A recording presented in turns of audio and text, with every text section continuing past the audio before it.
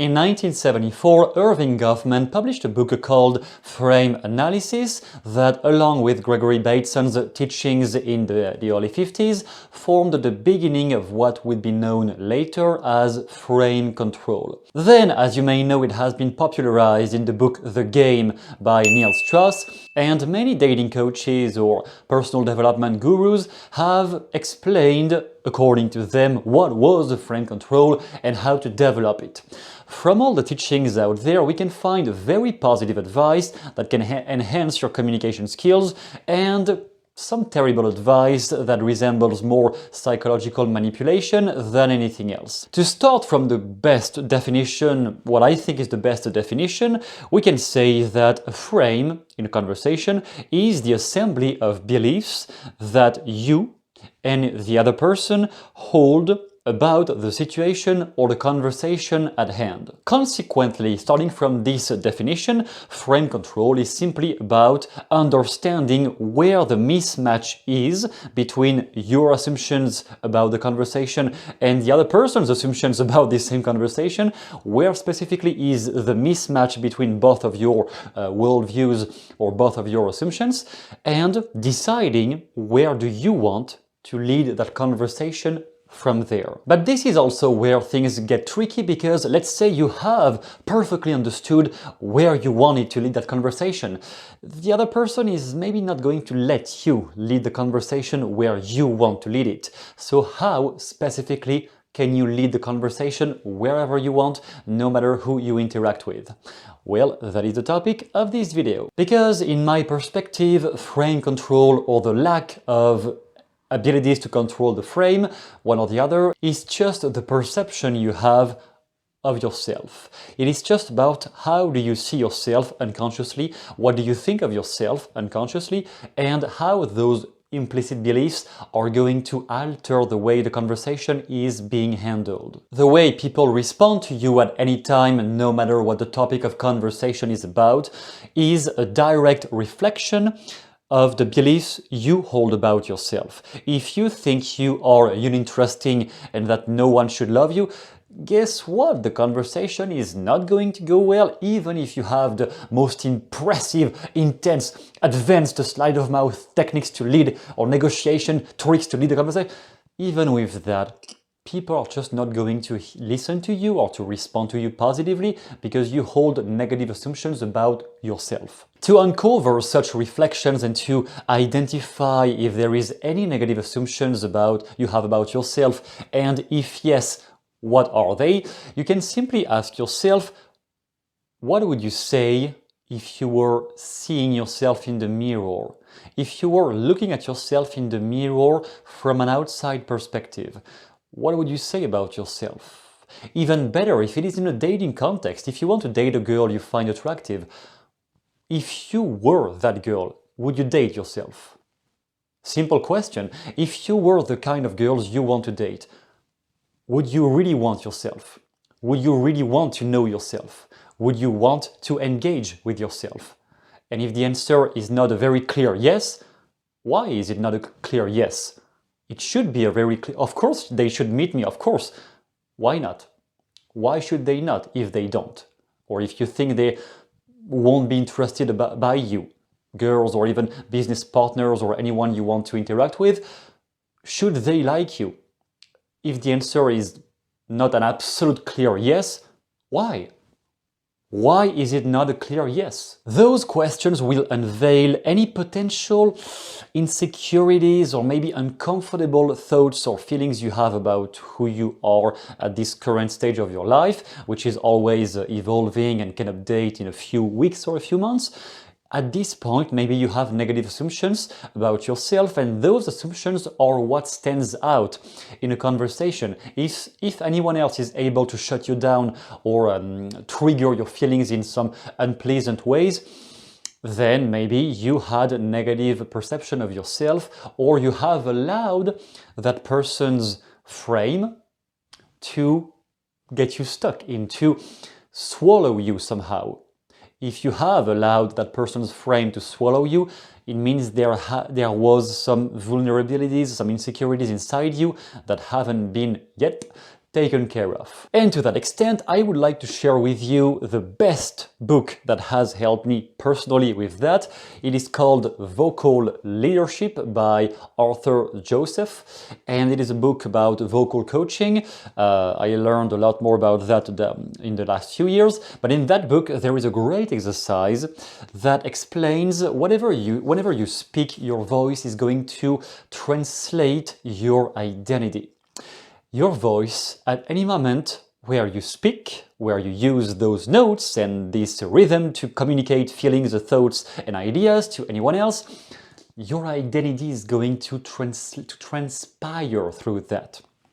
Whatever you think of yourself deep down, including very unconscious beliefs, are going to be transported by your voice, and it will get to the unconscious mind of the person you are interacting with.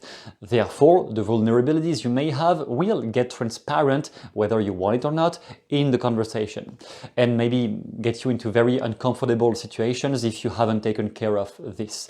So the exercise he gives that really definitely helped me, and I have done that multiple times, is an exercise where you draw with your hand and a pencil. You draw two things. And for those of you who have access to my courses, you have seen that process a few times that I give in great details in the courses. You have two separate pieces of paper, or like one piece of paper cut in half, and you draw on the left side, you draw how do you think you are being perceived right now. It doesn't need to be a very elaborated drawing, anything complex. You just make a drawing of how do you think people around are perceiving you right now.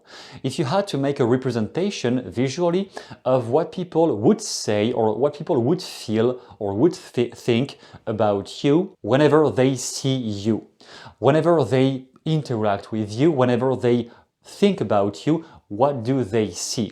How do you think you are being perceived? Then on the right side of that piece of paper, you are going to make another drawing, this time of how would you like to be perceived. And this one might surprise you, because drawings always come from the deepest places of the unconscious mind, exactly like any artistic endeavors. When you play a musical instrument and you let yourself improvise, that is going to come from your unconscious mind in the same way.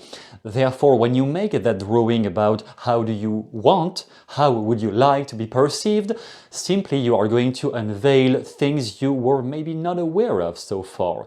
Because when we talk about frame control, there is not a right or a wrong way of doing that. It is simply about which way of controlling the conversation suits your value system, your identity, and who you are. It's not about forcing somebody to believe what you believe, not at all.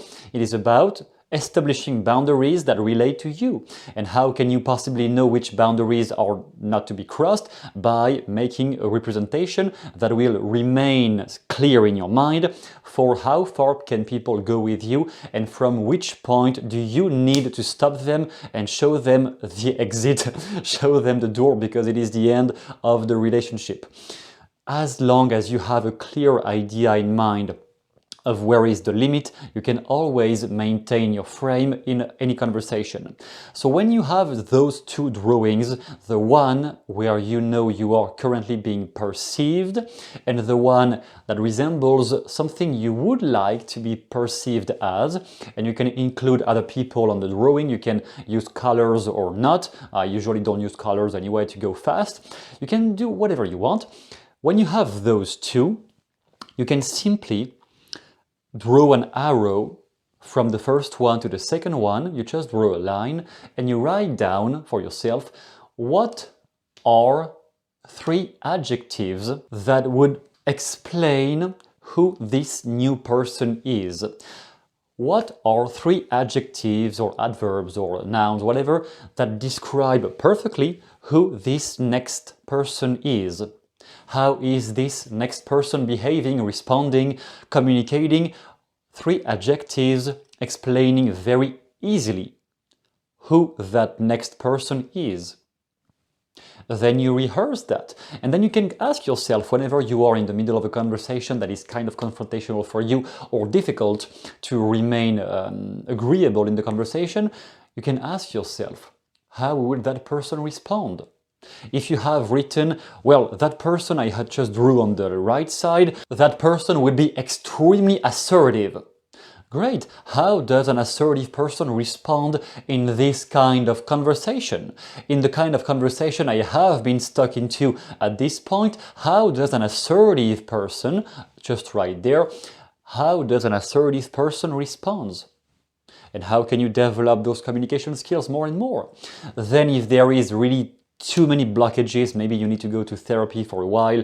If really that new version is completely impossible for you, maybe there are some deeper blockages, but this is the whole concept behind your identity becomes the frame, because once all of those negative assumptions about yourself have been completely reframed, then just you speaking, even with no language patterns, even with no technical negotiation abilities, just you speaking will maintain the frame.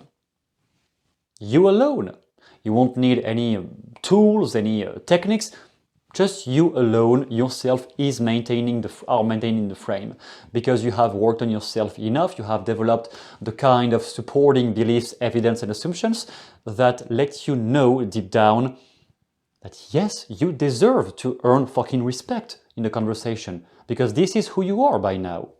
From there, people start respecting you much more. Think about that, and I will leave you here with a small document that you can find down below about how to develop those communication skills further whenever you want to frame people's minds, or when you need to control the frame in any conversation. You will be able to use those 7 steps called the 7 steps to master sleight of mouth. It is a small document down below you can download right away if you haven't already done so.